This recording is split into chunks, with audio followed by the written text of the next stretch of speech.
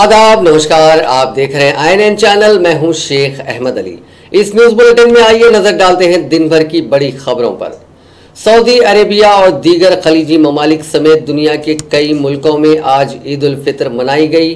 कई ममालिक में लॉकडाउन की वजह से लोगों ने अपने मकानात में ही ईद की नमाज पढ़ी और पाबंदियों के साथ जश्न मनाया।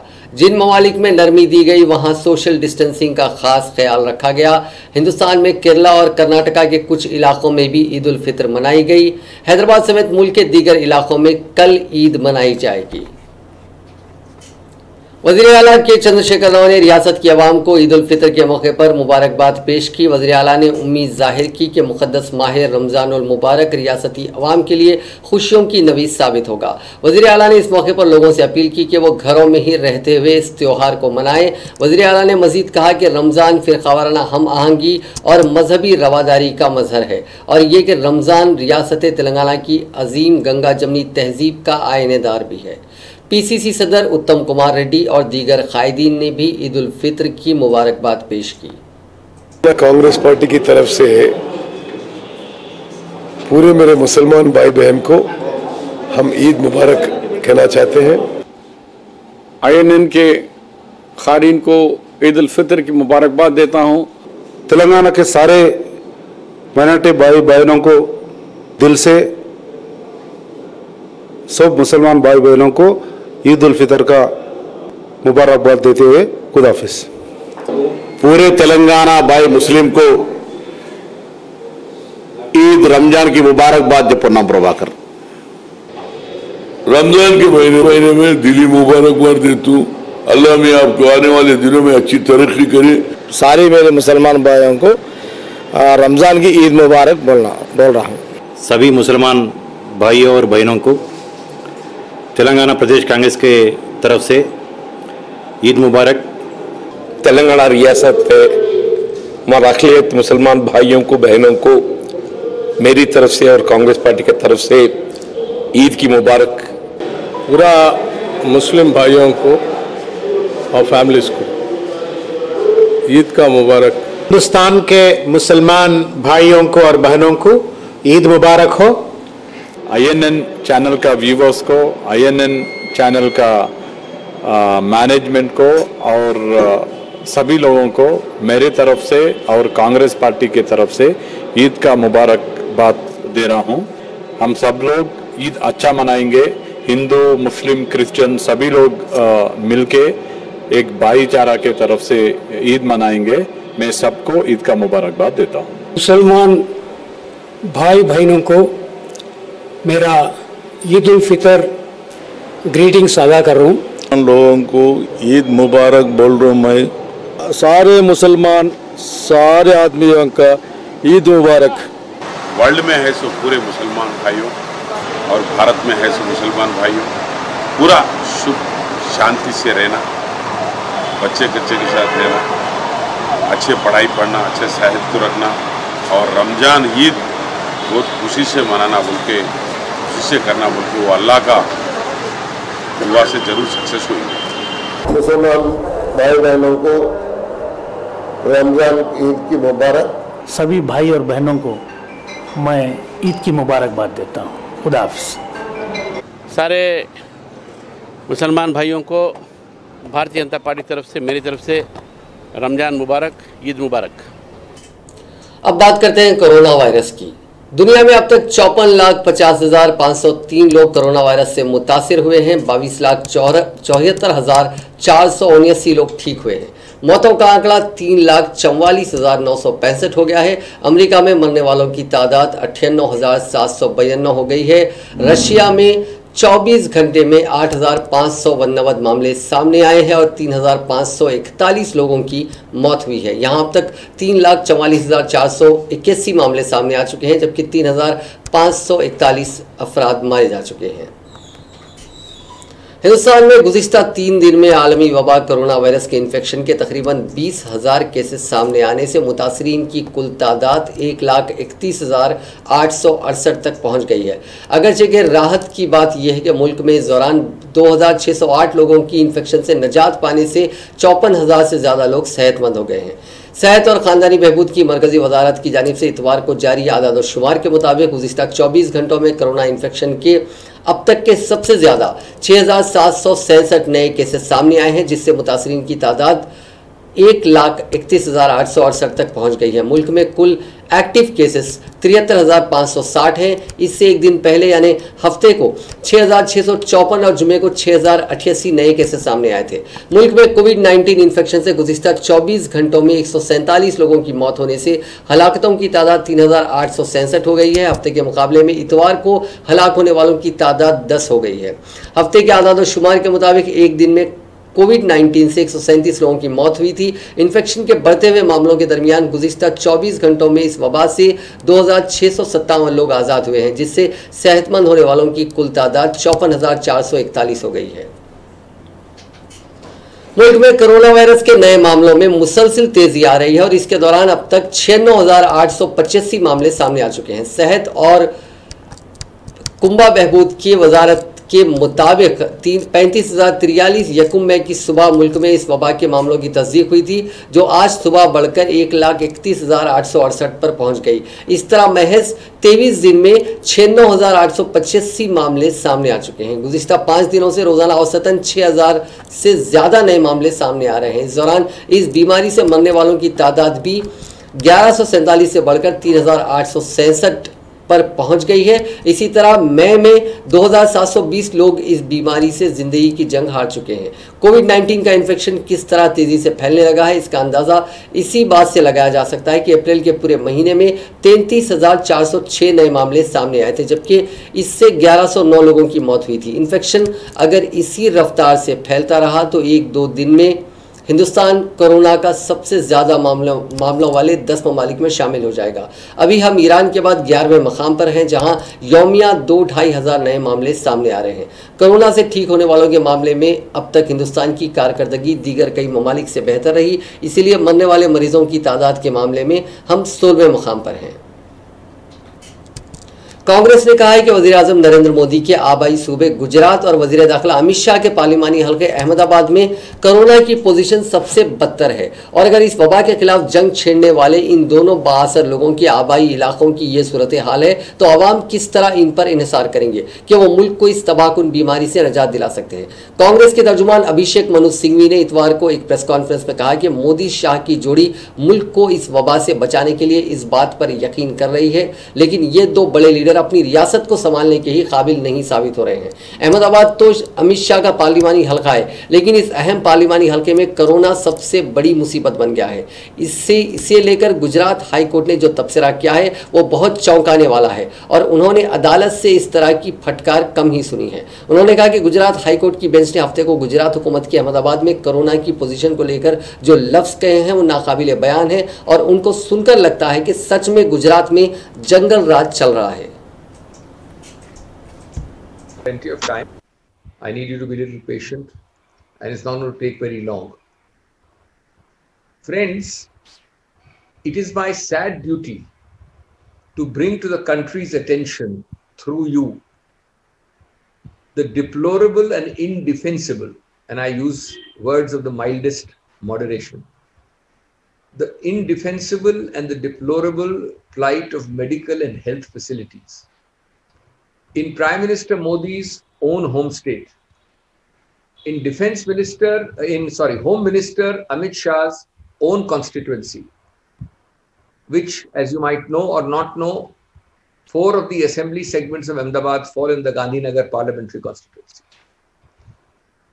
My question, the larger question I am raising through you and asking of myself is, if such powerful people, Prime Minister and Home Minister, including the leaders, the movers and shakers of the central government, the controllers of the central government, of the state government in Gujarat, are themselves unable to provide medical justice on their home ground to the poor and needy of Gujarat of India. Telangana में आज corona virus के 41 नए मामले दर्ज हुए हैं और 4 अफराद की मौत हुई है। Director of public health and family welfare की जानिब से जारी मीडिया बुलेटिन के मुताबिक आज दर्ज हुए 41 केसेस में 23 केसेस ग्रेटर हैदराबाद के हैं, जबकि एक केस रंगारेड्डी डिस्ट्रिक्ट का है। 11 केसेस माइग्रेंट वर्कर्स के हैं और 6 मामले फॉरेन इवैक्यूईज के हैं। आज 24 अफराद को ठीक होने पर डिस्चार्ज भी किया गया। रियासत में अब तक कोरोना वायरस के 1854 मुस्बित केसेस दर्ज हुए हैं और उनमें से 1092 मरीज ठीक भी हुए हैं, यानी फिलहाल 709 अफराद का इलाज चल रहा है। अब तक तेलंगाना में कोरोना वायरस की वजह से 53 अफराद की जान गई है। वजीर सेहत ईटला राजेंद्र ने कहा है कि तेलंगाना के लेबर डिपार्टमेंट के तहत 450 बिस्तर वाले दवाखाना तामीर किया जाएगा। वजीर मेहनत मल्ला रेड्डी के हमरा दौरा करते हुए उन्होंने इस हॉस्पिटल का जायजा लिया। इस मौके पर वजीर सेहत ने कहा कि दवाखाना सिर्फ लेबर तबके की सेहत का ख्याल रखने के लिए होगा। इसके अलावा दीगर हॉस्पिटल्स में बेहतरीन तिब्बी सहूलियात फराहम की जा रही हैं। वजीर ने बताया कि कोरोना वायरस के इलाज के लिए इसको इस्तेमाल में लिया जाएगा। उन्होंने बताया कि 20 दिन के अंदर यह हॉस्पिटल मुकम्मल हो जाएगा। कोरोना वायरस के मरीजों के लिए मुतबादिल के तौर पर इस हॉस्पिटल को तैयार रखा जा रहा है। कोरोना वायरस खत्म होने के बाद इसको मजदूर तबके के लिए इस्तेमाल किया जाएगा।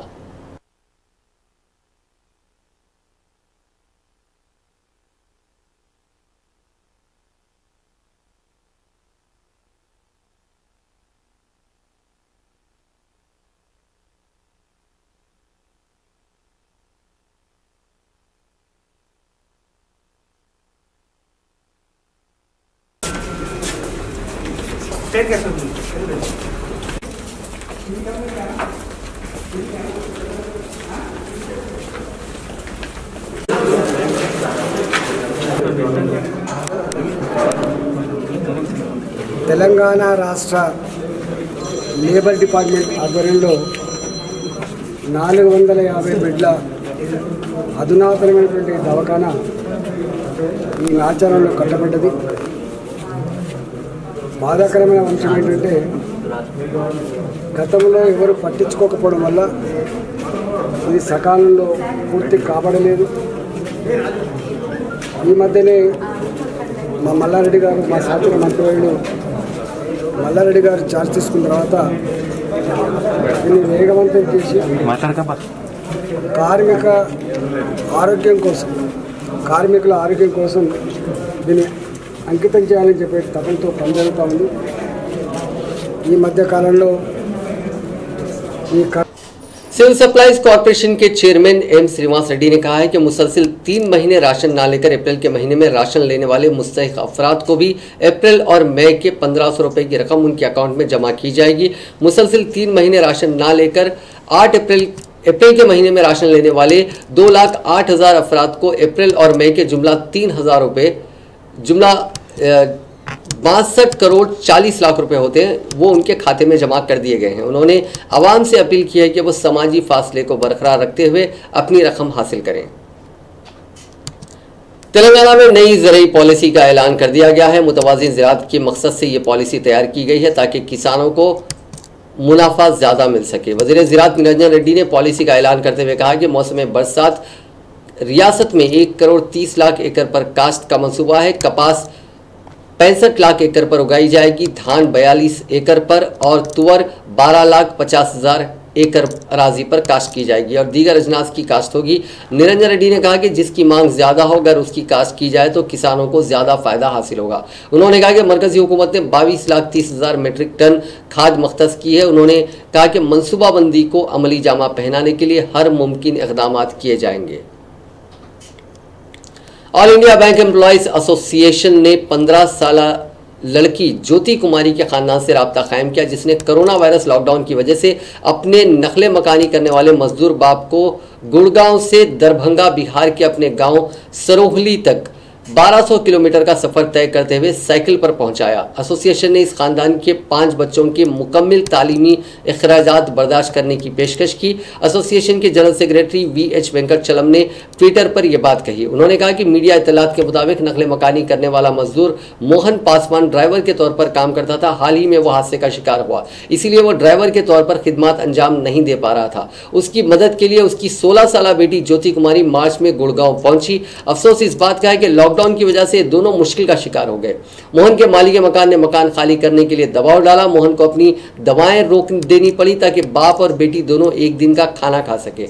मोहन की बीवी आंगनवाड़ी मजदूर है जिसने अपने जेवरात को रहन रखते हुए 15,000 रुपए हासिल किए। उसकी बेटी ज्योति कुमारी ने इस रकम से एक साइकिल खरीदी और अपने जिस्मानी माजूर बाप को इस साइकिल के जरिए लाने का फैसला किया। मोहन ने कहा कि उनका गांव तकरीबन 1200 किलोमीटर की दूरी पर है। मोहन ने ज्योति कुमारी को मना करने की कोशिश की, ताहम उनकी मुश्किलात ने इसको ऐसा करने पर मजबूर कर दिया। उसने अपने बाप के साथ गुड़गांव से साइकिल पर सफर शुरू किया। बाज मकामात पर अतिया दहंदगान से उनको खाना मिल गया। चंद दिन वो भूखे भी रहे क्योंकि उनके पास खाना नहीं था। किसी भी तरह से 8 से 10 दिन का सफर तय करते हुए ये अफराद अपने गांव पहुंचे। ये खानदान काफी गरीब है और ज्योति कुमार के 2 छोटे भाई और 2 छोटी बहनें हैं। AIABA के जनरल सेक्रेटरी ने कहा कि हम उनकी माशी हालत के बारे में तस्वुर कर सकते हैं। उन्होंने कहा कि एसोसिएशन ने इन 5 बच्चों के तालीमी अखराजात के मसारिफ बर्दाश्त करने या फिर इस खानदान की माली मदद का फैसला किया। उन्होंने Anirudh Kumar general secretary Bihar provincial bank employees association को मकतूब रवाना करते हुए उनसे ख्वाहिश की कि वो कुमारी के खानदान से राब्ता कायम करें। सदर अमेरिका डोनाल्ड ट्रंप की दुख्तर इवांका ट्रंप ने 15 साल लड़की ज्योति कुमारी की सताइश की, जिसने अपने नकले मकानी करने वाले मजदूर बाप के साथ गुड़गांव से बिहार के दरभंगा में वाक़े सिरहोली गांव तक 1200 किलोमीटर पर साइकिल चलाई। माइक्रो ब्लॉगिंग साइट ट्विटर पर इवांका ने कहा कि 15 साल ज्योति कुमारी ने अपने जख्मी बाप को तकरीबन 7 दिन में 1200 किलोमीटर का सफर साइकिल पर तय करवाते हुए अपने आबाई गाँव पहुंचा। इस सब्र व मोहब्बत की खूबसूरत मिसाल ने हिंदुस्तानी अवाम और साइकिल फेडरेशन की तवज्जो अपनी जानिब मकबूल कर ली। तेलंगाना कांग्रेस कायदीन का एक वफद उस्मानिया यूनिवर्सिटी का दौरा करते हुए यूनिवर्सिटी की अराजी पर हो रहे कब्जों का जायजा लिया और काबिजीन के खिलाफ कार्रवाई करने उस्मानिया यूनिवर्सिटी की हिसारबंदी का मुतालबा किया। इस दौरे के मौके पर पुलिस ने कांग्रेस कायदीन को रोकने की कोशिश की, जिस पर धक्कम पेल का वाकया पेश आया। इस दौरान कांग्रेस लीडर हनुमंत राव गिर पड़े। बादजा यूनिवर्सिटी की जमीन पर खानगी अफराद की जानिब से अंजाम दिए जा रहे तामीराती कामों का मुआयना किया गया। इस मौके पर खिताब करते हुए PCC सदर उत्तम कुमार रेड्डी ने कहा कि तामीरी कामों को फौरी रोकने का मुतालबा किया और ज़मीन पर हो रहे कब्जे के वाक़यात की जामे तहकीकात का मुतालबा किया। उन्होंने कहा कि उस्मानिया यूनिवर्सिटी तेलंगाना की आवाम का दिल है। निज़ाम दौरे हुकूमत में कायम करदा ये यूनिवर्सिटी दुनिया भर में शोहरत रखती है। तेलंगाना के अलावा पड़ोसी रियासतों के तुलबा को इस यूनिवर्सिटी ने तालीम से आरास्ता किया। तेलंगाना की तश्कील में इस यूनिवर्सिटी के तुलबा का अहम रोल रहा था। यहाँ के असातिज़ा की जद्दोजहद और तुलबा की कुर्बानी से ही तेलंगाना की तश्कील अमल में आई। रियासत की तश्कील पर यूनिवर्सिटी की तालीम में मज़ीद मियार पैदा करने की उम्मीद की गई, लेकिन चीफ मिनिस्टर चंद्रशेखर राव की गलत सोच से इस रियासत के तमाम यूनिवर्सिटियों की हालत अबतर हो गई और अब खानगी यूनिवर्सिटीज़ की हौसला अफजाई की जा रही है। उत्तम कुमार रेड्डी ने कहा कि गुज़िश्ता चंद दिनों से यूनिवर्सिटी की ज़मीन कम होती जा रही है, जो आने वाली नस्ल के लिए तशवीश का बास है। PCC सदर ने कहा कि तुलबा की जानिब से कांग्रेस पार्टी को हुकूमत को खबरदार कर रही है कि वो यूनिवर्सिटी को बचाने के लिए उसकी ज़मीन को कब्जे से रोकें और यूनिवर्सिटी के मियार तालीम में इजाफा करें। उत्तम कुमार रेड्डी ने कहा कि यूनिवर्सिटी की 7 साला तकरीब में चीफ मिनिस्टर KCR को खिताब का मौका नहीं मिलने पर वो उस्मानिया यूनिवर्सिटी को कमज़ोर करने की कोशिश कर रहे हैं, जिसकी कांग्रेस पार्टी शदीद मजम्मत करती है।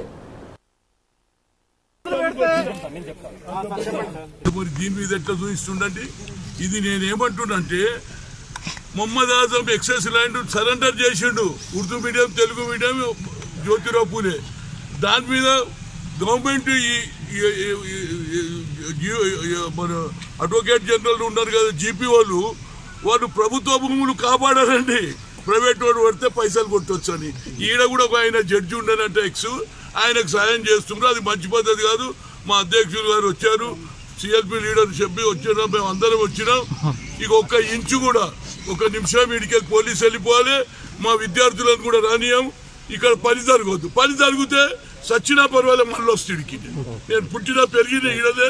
జార్జి రెడ్డి మర్డర్ అప్పుడు కూడా ఇదే ఏరియాలో తిరిగినాం. ఇదంతా ఏది Osmania university land Mohammed Azam excess land అంతా అమ్ముకున్నాడు. ఇంకా ఈడు సొసైటీలకు అమ్ముతున్నాడు. ఇది నడవదు. CI చెప్తున్నా, నువ్వు మళ్ళగిన మీరు పని మొదలు పెడితే ఎవడు వచ్చినా రాకుండా నేనైతే వస్తారా भाई। हिफ्ज़ान सेहत के लिए हर इतवार 10 बजे 10 मिनट सफाई की वज़ीर बल्दी नज़्म नस्क के तारक रामाराव की मुहिम के तीसरे हफ्ते के दौरान भी बेहतर रद्द-ए-अमल देखा गया। इस मुहिम का मकसद घरों के अतराफ की सफाई के जरिए मौसमी बीमारियों से निजात है। तारक रामाराव ने रियासत के शहरी इलाकों में मौसमी अमराज की रोकथाम के लिए हर वक्त इक़दाम के तौर पर 2 हफ्ता पहले ये मुहिम शुरू की थी। आज भी स्पीकर असेंबली पोचाराम श्रीनिवास रेड्डी, वजीर फाइनेंस हरीश राव, वजीर हाउसिंग प्रशांत रेड्डी, वजीर बीसी वेलफेयर गंगुला कमलाकर, रुकने assembly TRS N Dayakar Rao, रुकने असेंबली विद्यासागर राव, रुकने असेंबली पद्मा देवेंद्र रेड्डी के अलावा deputy mayor greater Hyderabad municipal corporation Baba Fasiuddin और खुद केटी रामाराव ने अपने मकानात और अतराफ सफाई के काम अंजाम दिए और उन कामों को करते हुए ली गई तस्वीर पोस्ट की। दीगर अहम शख्सियात ने इस प्रोग्राम की तस्वीर को तारक रामाराव को ट्विटर के जरिए पोस्ट किया, जबकि खुद केटीआर ने भी इस प्रोग्राम की तस्वीर को ट्विटर के जरिए पोस्ट किया।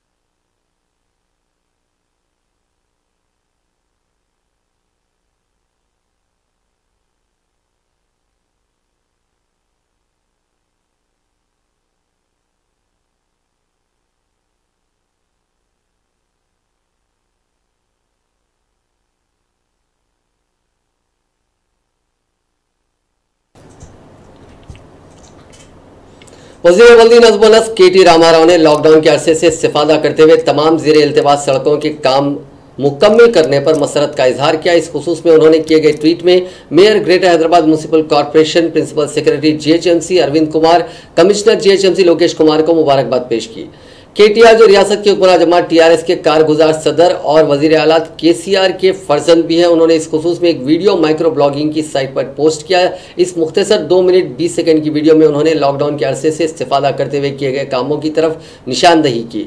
इस वीडियो में कहा गया कि अनोखे इक़दाम के तौर पर इन सड़कों की मरम्मत का काम किया गया। जहाँ आम दिनों के दौरान काफ़ी ज़्यादा ट्रैफिक होती है, लॉकडाउन के आगाज़ से ही इन कामों का आगाज़ किया गया। इसमें मजीद कहा गया कि केटी रामाराव ने शख्सी तौर पर तमाम कॉन्ट्रैक्टर से तबादला ख्याल किया। उन्होंने इन कामों के लिए सामान की वैज़ाग से मुंतकली के लिए एपी और दीगर सामान की मुंतकली के लिए महाराष्ट्र की हुकूमत से भी बातचीत की।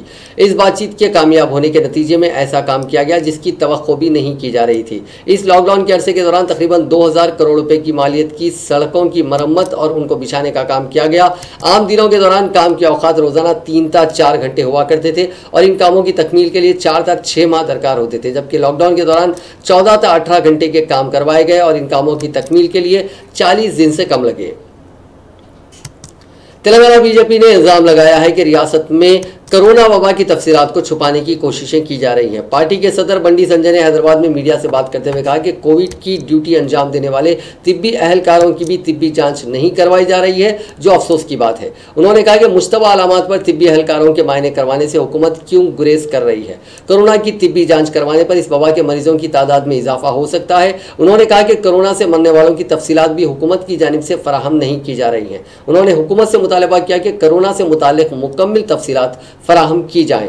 उन्होंने सवाल किया कि कोरोना से पाक तेलंगाना का क्या हुआ। एक टिकटॉक वीडियो ने एक शख्स के बाप का पता बताने में मदद की जो 2 साल पहले गुम हो गया था। ये शख्स काम पर जाने के लिए निकला था, ताहम घर वापस नहीं हुआ। वेंकटेश्वर राव नामी शख्स का ताल्लुक तेलंगाना के भद्रादरी कोत्तागुडम जिले के पेनापक्का से है। वो पालूंचा में काम करने के लिए अपने घर से निकला था, ताहम घर वापस ना होने पर उसके अरकान खानदान ने उसकी काफ़ी तलाश की और तमाम जगहों पर इसको ढूंढा, ताहम इसका कोई भी पता नहीं चल सका। बाद उसके अरकान खानदान ने पुलिस में इसकी गुमशुदगी की शिकायत की। पुलिस भी इसको तलाश करने में नाकाम रही, जिसके बाद इस खानदान के पास वेंकटेश्वरलू की वापसी की कोई उम्मीद नहीं रही थी। 2 साल बाद वेंकटेश्वरलू के बेटे ने उसके बाप को टिकटॉक की वीडियो में देखा और पुलिस को इसकी इत्तला दी। पंजाब के लुधियाना के हेड कांस्टेबल की जानिब से बनाई गई समाजी खिदमत के जज्बे को उभारने वाली वीडियो में वेंकटेश्वरलू को भिखारी के तौर पर दिखाया गया। पुलिस ने इस वीडियो की जांच शुरू की और उसका पता पंजाब से चलाया। पुलिस ने उसकी घर वापसी के लिए इंतजाम किए और इसको उसके खानदान से मिला दिया। तेलंगाना में आइंदा 2 दिनों के दौरान शदीद गर्मी की लहर का इम्कान है। हैदराबाद के महकमे मौसमियात ने इंतबाह जारी करते हुए कहा कि रियासत के निस्फ दर्जन से ज़ायद अजला खास तौर पर शुमाली और मशरकी इलाकों में आइंदा 2 दिनों के दौरान शदीद गर्मी का इम्कान है। मंचिरियाल ज़िले के जनारम में आज़म तरीन दर्जे हरारत 45 डिग्री सेल्सियस दर्ज किया गया। रियासत के बेशतर अजला में शदीद गर्मी की लहर देखी जा रही है। मशहूर कॉलमिस्ट जनाब सैयद खुर्रम रजा का बहुत ही उम्दा आर्टिकल आज कौमी आवाज़ पोर्टल पर छपा है, जो हम INN चैनल के लिए दोबारा पेश कर रहे हैं। लग ही नहीं रहा है कि कल ईद है और आज चांद रात। हकीकत तो यह है कि जो मज़े चांद रात को आते हैं वो मज़े ईद को भी नहीं आते, और आए भी कैसे। सारी जान और क़ुव्वत ईद की तैयारियों यानी चांद रात में ही लग जाती थी। ईद के दिन बची कुची जान से जैसे तैसे नमाज ईद अदा करते और फिर महल्ले की एक दूसरे के घर जाकर अपने घर में आने वालों को सेवैयाँ और खीर खिलाकर ऐसे घोड़े बेचकर सोते थे कि जैसे कोई खिला फतह कर लिया हो। अगर 29 तारीख की चांद रात हो तो फिर उसका अलग ही मज़ा। चारों तरफ हंगामा ही हंगामा, रौनकें ही रौनकें। किसी को दर्जी के पास से अपने नए कपड़े उठाने हैं, सेवैयों और शीर के लिए दूध लेना है, मेवा और मिठाइयाँ खरीदनी है। सारे काम करते हुए मुबारकबाद कबूल भी करनी है और देनी भी है। ख़वातीन का तो जवाब ही नहीं। सच में ख़वातीन की असल ताकत और जज्बा तो इसी रात को नज़र आता था। घर वालों के कपड़ों को सेट करके रखना, पूरे घर की सफाई करना, सारी रात ईद के लिए खाने तैयार करना, और इसमें भी कोशिश ये कि खाने सबसे मुख्तलिफ और जायकेदार हों। अपने कपड़े तैयार करना, मेहंदी लगाना, बस साहब पूरी रात जागकर ये सब तैयारियां करना। बच्चों की अपनी तैयारियां, वो पहले ही ये हिसाब लगा लेते हैं कि कितनी ईदी मिलेगी और उसे कैसे खर्च किया जाएगा। नौजवानों के अपने मामला जिसकी वो खामोशी से चुपके चुपके तैयारी करते रहते थे, लेकिन लाज छुपाने के बावजूद पता तो लग ही जाता है। वैसे 30 तारीख के चांद में भी सब चीज़ें वैसी ही होती है, लेकिन कम हंगामे के साथ, क्योंकि एहतियात के तौर पर लोग 29 तारीख के हिसाब से ज़्यादातर तैयारियां मुकम्मल कर लेते हैं। हाँ, एक ज़रूरी बात तो भूल ही गया, चांद देखने के बाद अपने बड़ों को सलाम करना भी समाज में फ़र्ज जैसा ही है। सोने के बाद शाम को अजीज़ और क़रीब और दोस्तों के आने का सिलसिला या फिर उनके वहाँ जाने का सिलसिला शुरू हो जाता है। हर खातून खाना की ख्वाहिश यही होती है कि वो अपनी तैयार करदा हर डिश सर्व करें, क्योंकि आने वाले मेहमान से तारीफ सुनने की ख्वाहिश तो रहती ही है। हिंदुस्तान में दो त्योहार यानी ईद और दिवाली ऐसे हैं जिन्हें खुशियों के लिए मुहावरों में इस्तेमाल भी किया जाता है। जैसे इंसान बहुत खुश होता है तो कह देता है अपनी तो ईद हो गई, या अपनी तो दिवाली आज ही हो गई। हर त्योहार की तरह ईद भी एक नई क़ुव्वत, नई उमंग और नए जज्बे लेकर आती है। हर मुसलमान की कोशिश होती है कि अपनी हैसियत के हिसाब से इस त्यौहार को खुलकर जिए, नए कपड़े जूते पहने, बच्चों को ज़्यादा से ज़्यादा ईदी दे, दोस्तों को तहाइफ दे, बेहतरीन डिशेस का अहतमाम करे, सभी अजीज़ दोस्त और रिश्तेदारों से मिले और ईद की मुबारकबाद दे, तमाम गिले शिकवे भूल जाएं। सिर्फ 2 रकात वाजिब नमाज की अदायगी का नाम ईद नहीं है। ईद एक पूरी फ़िलासफ़ी है और एक महीने तक सुबह से शाम तक भूखे रहने के बाद खुशी का जश्न, पूरे साल में एक बार पूरे समाज के साथ खुशियां बांटने का वक्त, बच्चों का खुलकर जश्न मनाने का दिन, कौमी और समाजी मईशत को फ़रोग़ देने का ज़रिया, गरीबों को फ़ितरा देकर उनको भी खुशियों में शरीक करने का एहसास, गिले शिकवे दूर करने का मौका, सबसे गले मिलने का दिन। जी, ये है ईद। लामहदूद खूबियों से भरे इस त्यौहार को ईद कहते हैं, जिसमें माशी, समाजी और तिब्बी पहलू शामिल हैं। अफसोस, सद अफसोस, इस साल पूरी दुनिया को ऐसी ईद का तजुर्बा हो रहा है जिसका तसव्वुर ही नहीं कर सकते। कोरोना वायरस वबा की वजह से दुनिया के बेशतर हिस्सों में लॉकडाउन नाफिज है। इबादत गाहें, यहाँ तक कि हरम शरीफ में भी चंद लोगों को ही जाने की इजाज़त है। भीड़ से दूरी, बाज़ारों में ख़रीदारी की कोई रौनक नहीं, गले तो दूर हाथ भी मिलाने से परहेज़। रिश्तेदार तो छोड़िए, अपने महल्ले में जाते हुए भी कई बार सोचने पर मजबूर। एक दूसरे से मिलते वक्त ये जहन में रहता है कि सामने वाला शख्स कहीं कोरोना का मरीज़ ना हो। किसी दूसरे के यहाँ से आई हुई चीज़ को खाते हुए ये सोच रहे होते हैं कि इससे कहीं कोरोना का इन्फेक्शन तो दाखिल नहीं हो जाएगा। कोरोना वायरस से ईद का हर पहलू यानी माशी, समाजी और तिब्बी पहलू बुरी तरह मुतासिर हुआ। खुदारा ऐसी ईद पहली और आखिरी ही हो, क्योंकि मुझे अपने दोस्त भी याद आ रहे हैं और ईद की रौनकें भी तड़पा रही हैं। हर बहरान की तकालीफ और दुश्वारियाँ लाजमी हिस्सा होती हैं, वहीं ये बहरान कुछ पहलुओं पर गौर करने का मौका भी फराहम करता है।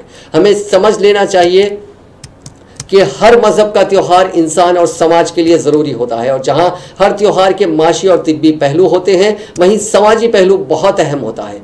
और वो समाजी पहलू भाईचारा, आपसी मोहब्बत और एक दूसरे की खुशियों के बांटने का पहलू है। त्यौहार हमें खुलकर जीने का मौका देता है और पुरानी करप्ट फाइलों को दफन करने का मौका फराहम करता है। इसलिए हमें नफरतों को दफन करके मोहब्बतों के परचम को लहराने की ज़रूरत है। कोरोना से तो हम जीत ही जाएंगे, नफरतों से जीतना भी असली, जब नफरतों से हम जीतेंगे तभी असली ईद आएगी। INN चैनल के सभी नाजरीन को ईद उल फित्र की दिली मुबारकबाद। आप अपनों का और ख़ुद का बहुत ख़ास ख्याल रखें। नाजरीन, इस न्यूज़ बुलेटिन में बस इतना ही। देखते रहिए INN चैनल।